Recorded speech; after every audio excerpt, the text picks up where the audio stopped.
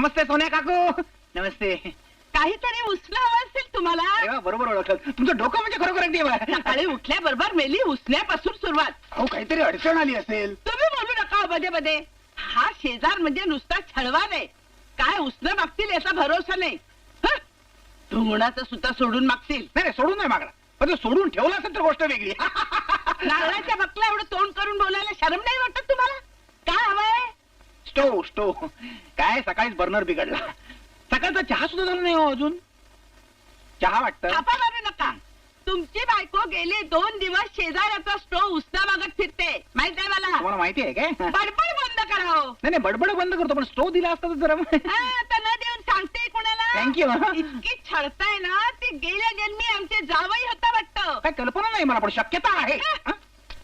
फाल्गुनराव, अहो ही बातमी वाचलीत का? कसली बातमी? अहो बैरूत मध्ये काल 6 बॉम्बस्फोट झाले. ते नेहमी होता तो तसे. अहो कंडिशन सिरियस आहे. टाकूनची.